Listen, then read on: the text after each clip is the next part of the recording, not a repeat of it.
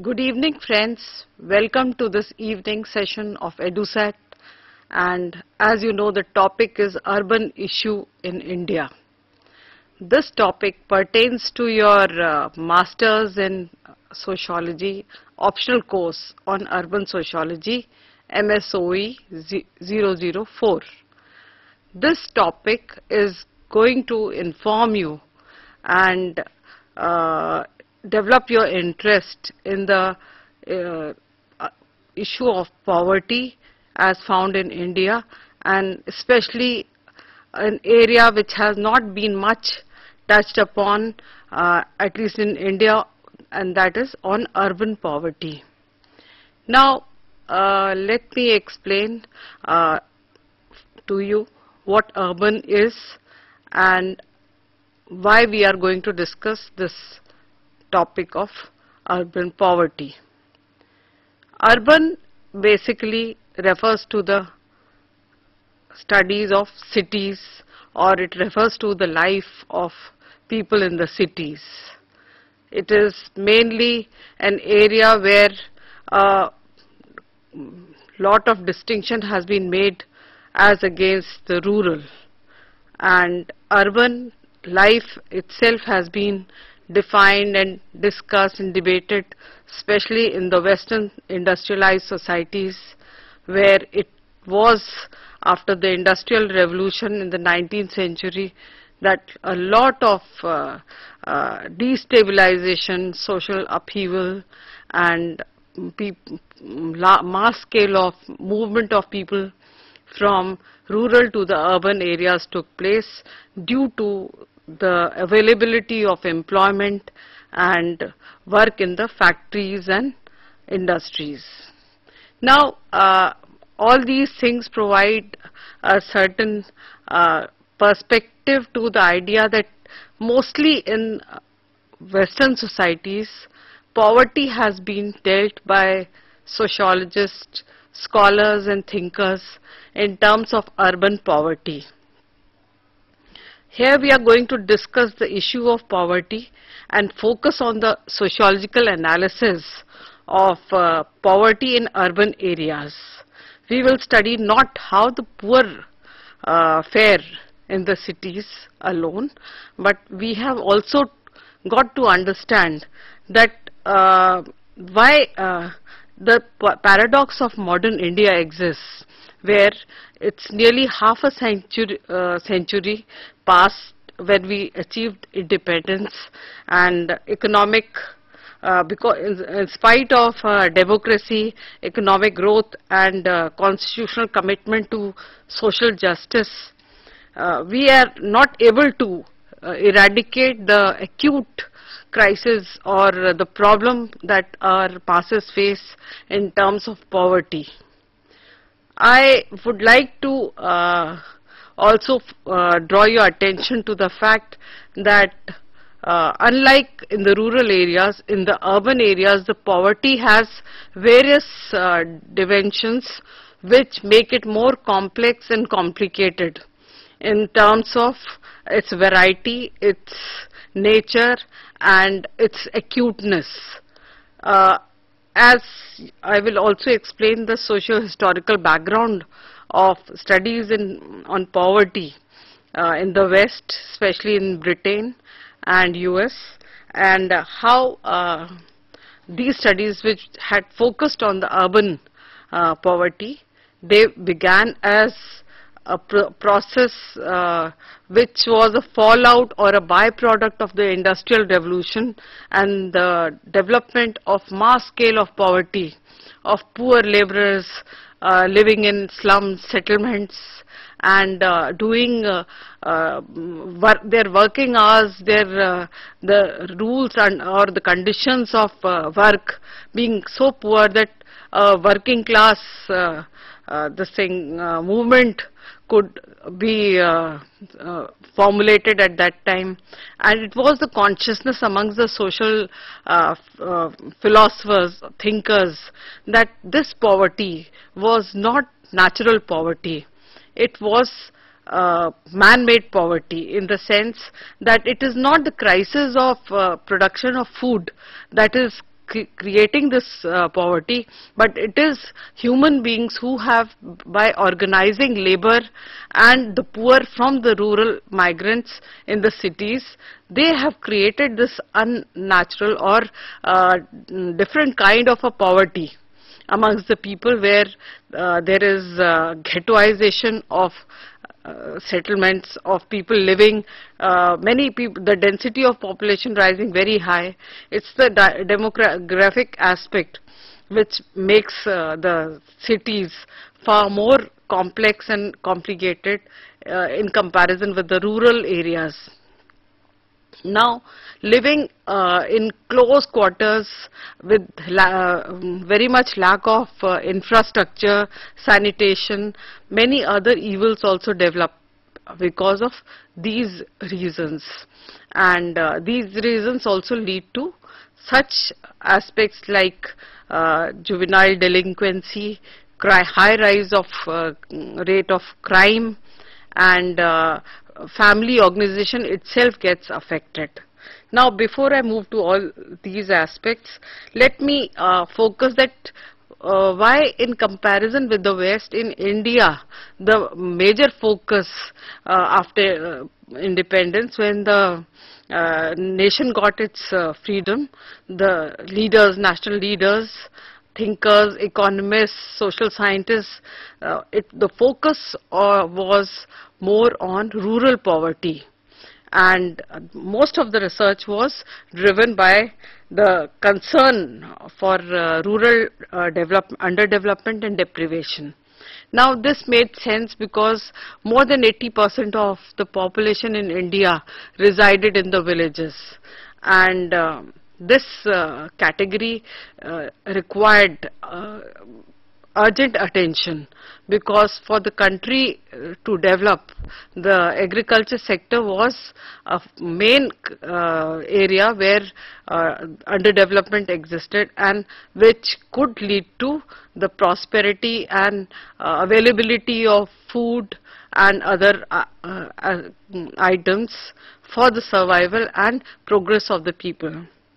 Now, when we see other issues related with poverty, we find that the measure of poverty, both in the West as well as in India, had been as per the measurement of income, wages, expenditure, and all these were related with the consumption of calories. Minimum calorie intake was considered to be a major index for calculating the level of poverty. Now, these are the data on which our national sample surveys relied upon. Now, there are several issues related with poverty in India, and these were not answered because they focused only on these issues of income and expenditure and consumption of calories and so on and so forth, which was more of a statistical nature and did not address the issue in a very holistic manner. The poverty that found its roots in the society in India had different phases, in the sense that other factors beyond calorie and income and intake of calories and consumption of goods, products, etc., health and housing, education, etc. was there. Recent focus on poverty shows that in individual countries, poverty is caused by three factors which experts have outlined.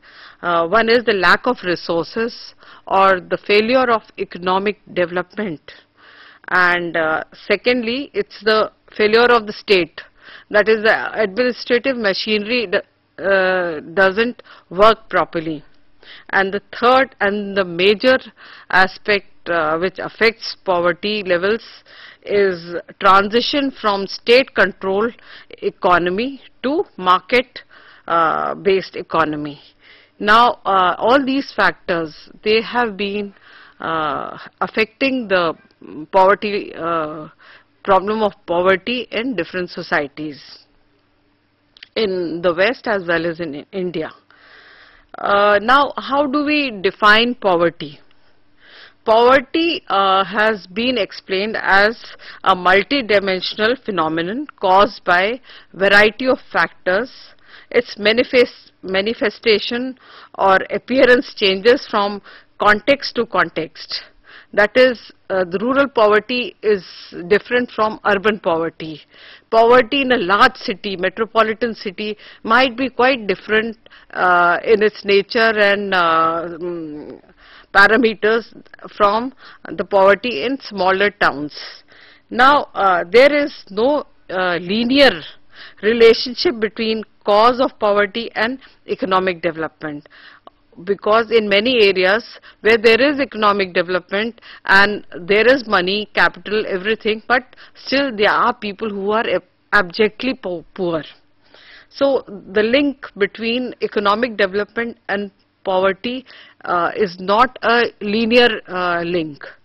It may be of a different kind. An interrelated mixture of economic, social, psychological and demographic aspects can explain the persistence of poverty in different communities. Thus, no single strategy exists which can tackle the problem of poverty in different societies. We have to understand that there is a societal context to poverty, the social aspect and the cultural aspect, which also govern the nature of poverty found in different societies. As a concept, poverty implies deprivation in terms of market-based consumption. That is, due to differing incomes, the consumption pattern is different amongst the poor, and this also affects the goods and services that these people enjoy. That is, they are denied certain access to some of the public utilities, the usage of some areas which are common property resources because of this intangible dimension of their life, as such as one can say clean air, because the housing provided to them may not be in a very clean area. They might be pushed to the outside of the city where all the polluting factories exist, or forced to stay in slums where there is no infrastructure, so water connections are not very effective, electricity is not available. All these factors affect the poor in all the societies.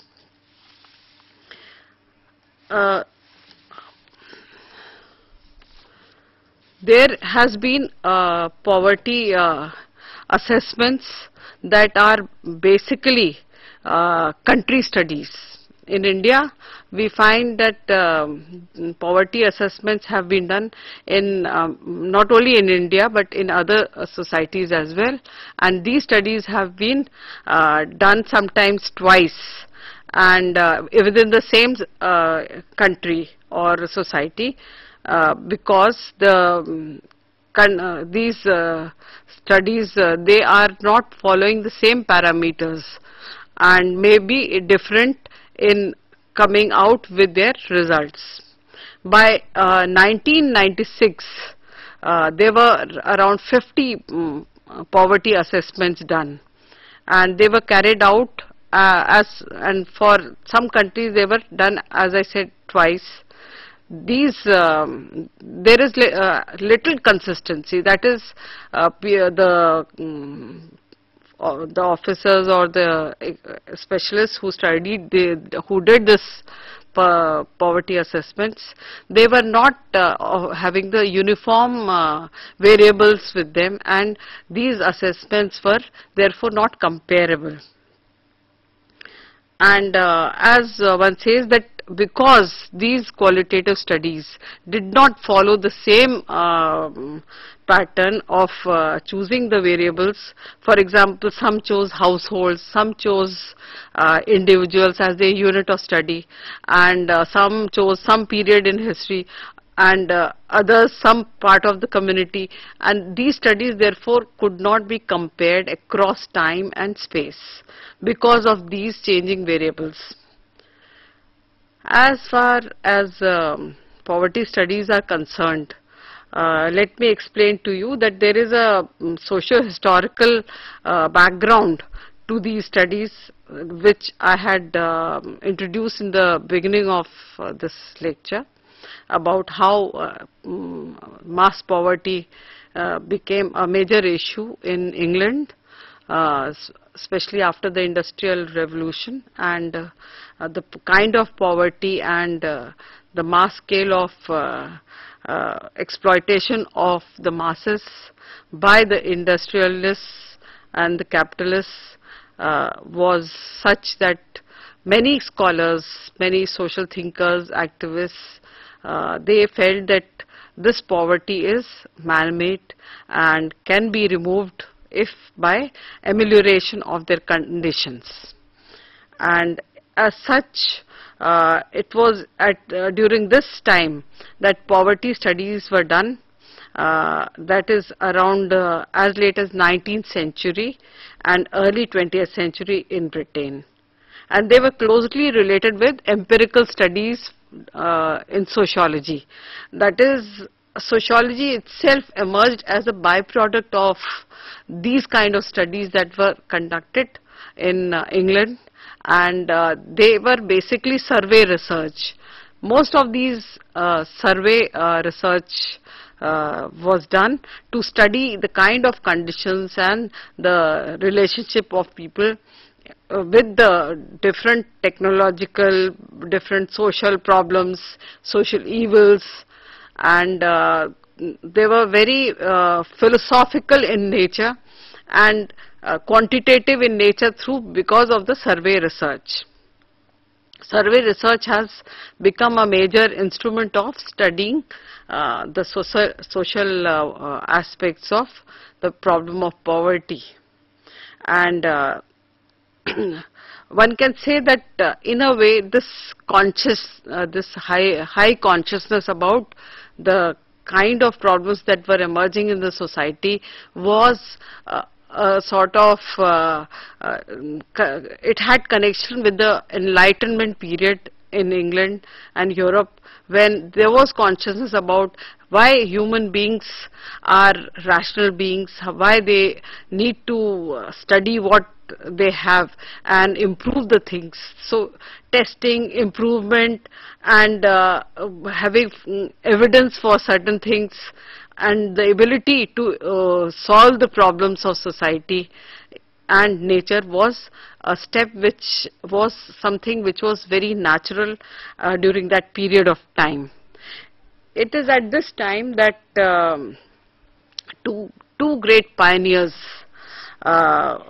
who studied poverty in Britain, they emerged, and one of them was Charles Booth.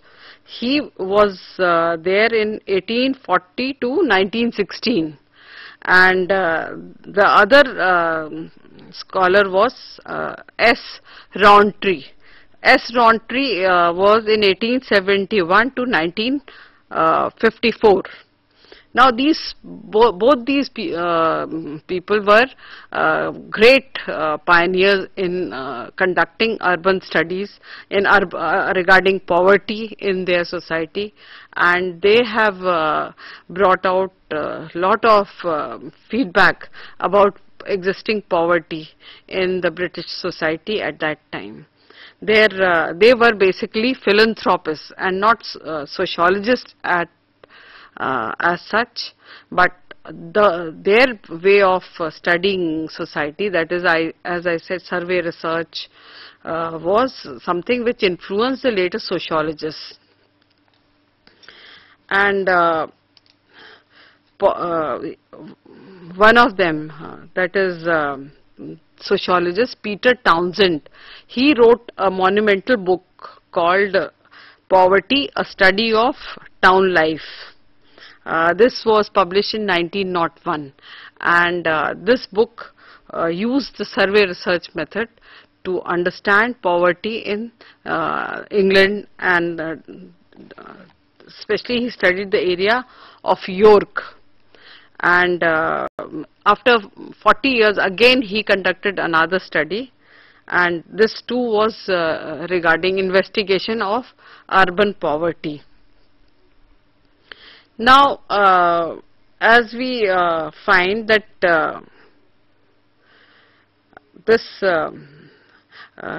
these studies, the urban poverty studies, they were based on the nutritional data regarding how much people consumed in terms of calories, in terms of what is their income and expenditure. And it was something that we must understand, because poverty studies is something, as a sociologist you need to have a more inclusive sort of data regarding different aspects which affect the persistence of poverty, and therefore it should be more taking into consideration much more factors than just income and expenditure, so that it becomes more applicable to understand social reality. In American society, poverty has been related with the idea of race, how racially different people, especially the whites and the blacks, they differed in terms of their income, their lifestyle, their standard of living, and in terms of the area, the space they occupied in the urban areas. Therefore, these studies, most of the studies conducted by the American sociologists were related with the urban, racial aspect.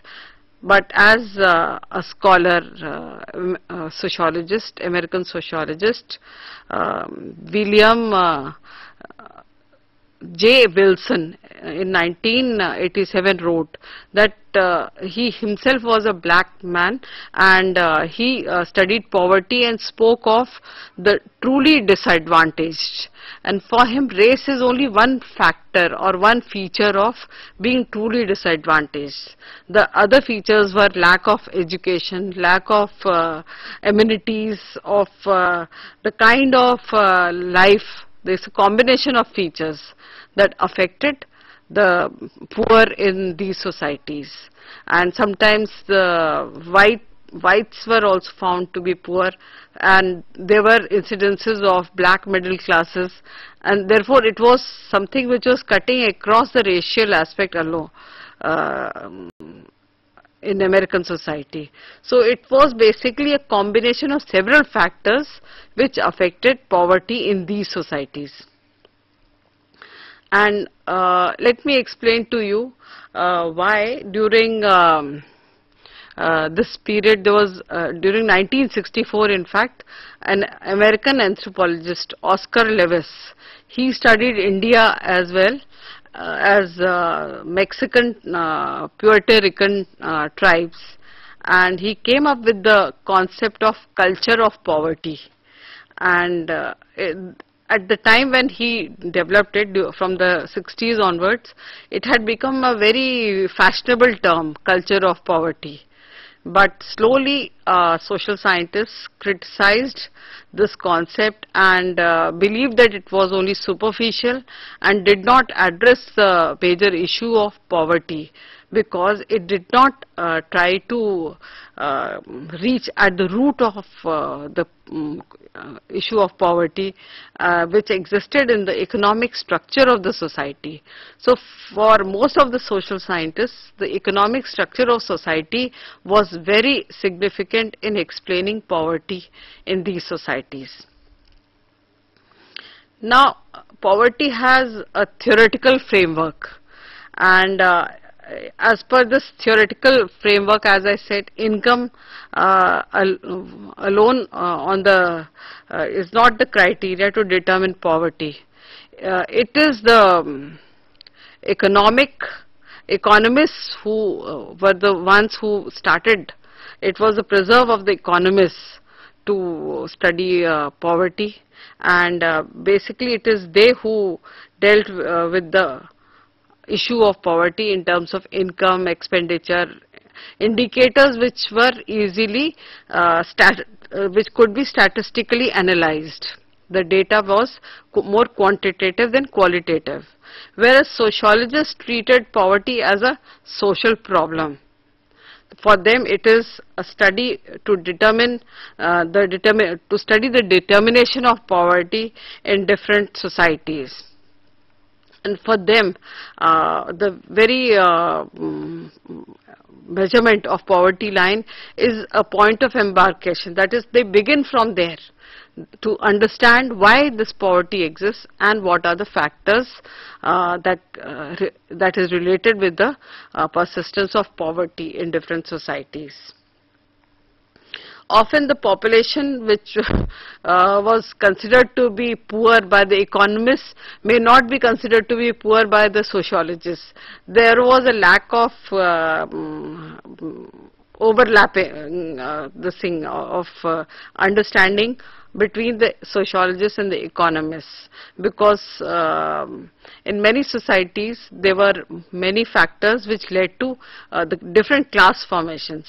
That is, who is the working class, a person who works in as a blue collar or the white collar, who would be considered to be poor, a person who is getting more money but having less of a social status is poor or rich. So all these issues were the kind of things which affected the understanding of the sociologists about poverty.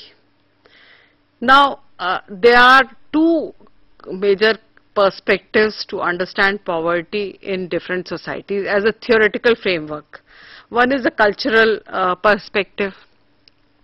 As I mentioned, Oscar Lewis had spoken about this culture of poverty. Here the idea is that the poor, they represent a certain pattern of behavior or a pattern of deviant behavior which makes them clearly distinct from the dominant culture of the society, or those who are the rich people in the society, elites.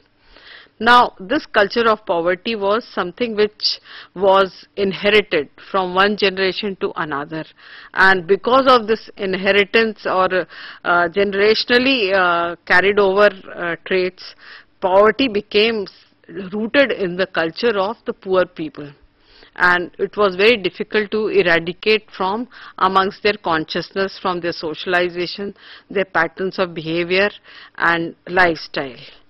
So cultural perspective focused on the aspect of culture, that is the way of life, the style of living of different communities, and their association with the idea of poverty or wealth. This is one way of looking at poverty. There is another way which is called the situational perspective or the structural perspective. Now in the structural or situational perspective, the idea is that these communities, the poverty that exists in these communities is rooted in the very structure of the society, and these structures, they formed a pattern only because they do not have any other avenues to express themselves. They have imbibed the values of the dominant culture, but when it comes to expressing them, they have no way of doing that. So they are forced to follow those values and behaviors which are associated with the poor people.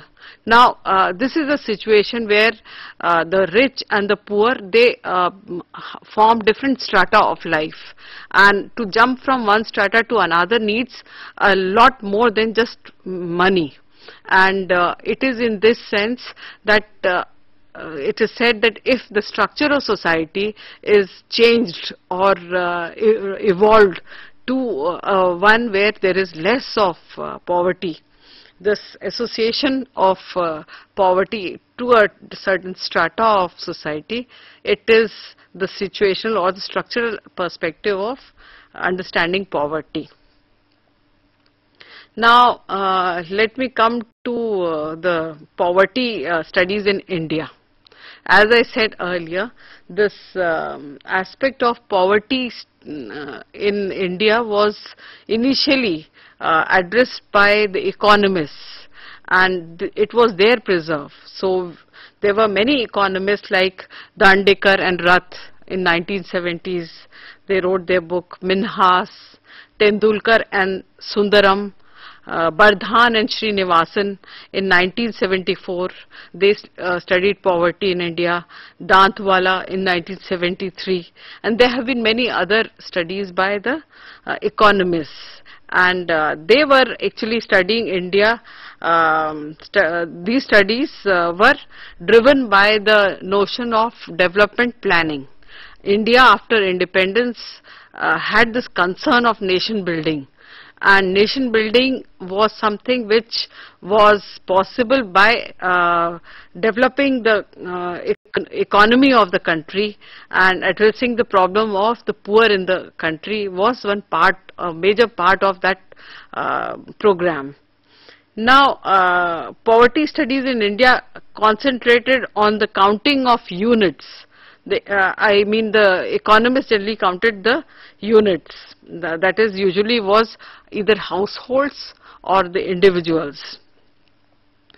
These individuals or households were who fell below a certain level of consumption.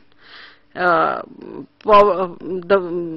is, we are talking about the poverty line, and the economists studied this poverty line by studying the aspect of concrete data like consumption, income, expenditure, all these things.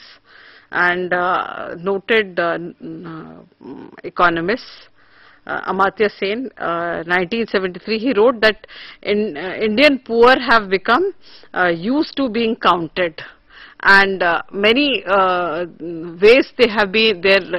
The poor have been counted for different reasons, but these measurements, they have hardly put a dent on the nature of poverty and the status of the poor in the country. This is what I have added, but Planning Commission set up soon after independence played a leading role in conducting research on poverty, because as you know that the major concern of the leaders and the planners, the economists, was how this problem of poverty, mass poverty, rural poverty could be addressed. And they were focusing on rural poverty because, as one found, the majority of the population in India resided in the villages. Now, let me try to explain this historical aspect in a brief manner. The causes, nature and eradication of poverty were their major subjects of debate in India just after independence. During colonial period, poverty was traced to the exploitation of the people, the masses, and their unequal exchange by the imperial powers. As we all know that there was raw material was taken away from the country, and instead finished products, the consumption items which were sent by the imperial powers to the markets in India, and against which Mahatma Gandhi had called sort of social movement, and satyagraha and burning of these finished products from England was one of the ways of protesting against this kind of movement, because it affected the masses, the poor masses who were dependent on their handicraft, and there was a mass destruction of handicrafts, arts in India at that time. Therefore, poverty increased starkly during that time. And it was these issues which had affected the leaders, and they wanted to study these. And many of these issues, because of this rural poverty, lack of means of survival in the villages, there was migration of people. This post-independence period saw a lot of migration of poor people from the rural areas to the urban centers. And this led to the growth of slums, and development of urban poverty in India had its origin at that time. Poverty reduction has been the prominent objective of social and economic development in the Indian Constitution, which finds expression in our plans, 5-year plans. One can see the policy statements which one sees, and different programs to eradicate poverty existed and are still existing. And poverty was recognized as an interlocking condition of assetlessness. That is, people who did not have any means to either sell or to purchase anything. They had no assets like land or property or jewelry or anything. They were basically assetless. They were unemployed, low wages and income, and their proneness to disease made them even worst in their condition. Illiteracy was rampant. There was gender discrimination, and economic vulnerability all led to their social disadvantage and political powerlessness in society. Poor people were not helped by all these measures to the extent that was imagined by our leaders and our planners, those who were the architects of the nation building process. And it's not that there is no progress. In terms of data, one can see that there has been a lot of progress, but the scale of poverty has not been reducing to the extent that it should have done. One is because of the demographic nature, the other is because of other social, cultural, political events and dynamics of development of the economy that affects the condition of the poor people. Now, when we see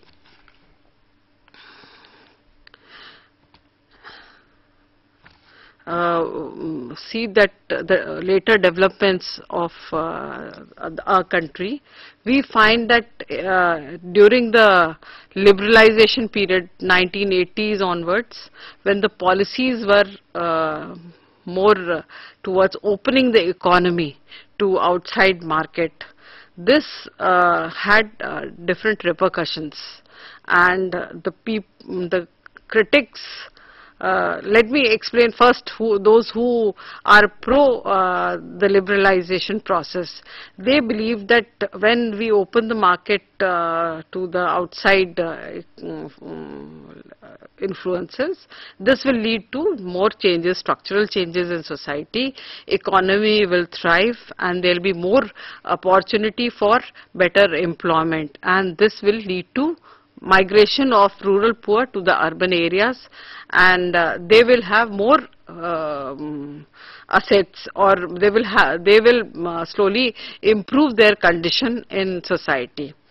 And this was something which was looked at as in a very positive manner, where rural poverty as well as urban poverty were concerned. Now the critics of liberalization, they believe that this kind of development of the state, of the opening of the economy, it would be due to capital intensive industries, and the nature of industrialization would be such that it will not require so much of employment generation as was imagined, and most of the rural poor who will be coming to the cities would be the ones who will be pushed out of the rural areas, because agriculture would not be the priority which it is supposed to be, and without the agricultural development, many of the poor in the rural areas would be pushed out of the villages and will reach the cities, and these people would be adjusted in the slums and having very they'll be underemployed.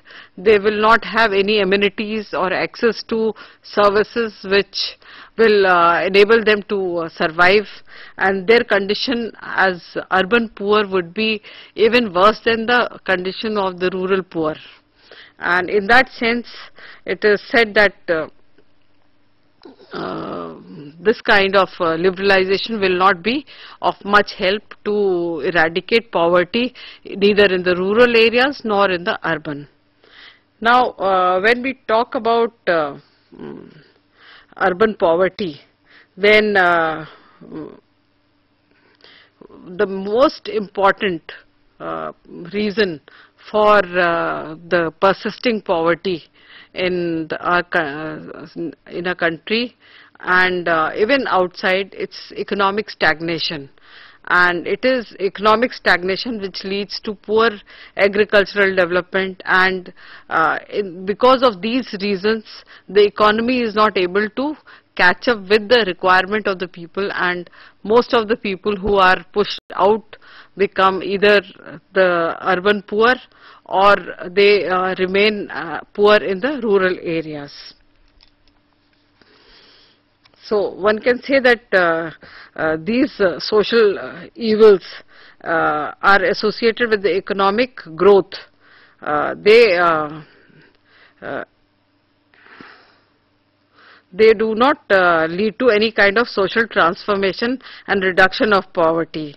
It is therefore well recognized now that high rate of growth might be accompanied, particularly in the above case, that is when there is too much of development at the industrial level, that may not lead to removal or eradication of poverty in the urban areas, and it will lead to more impoverization of the people.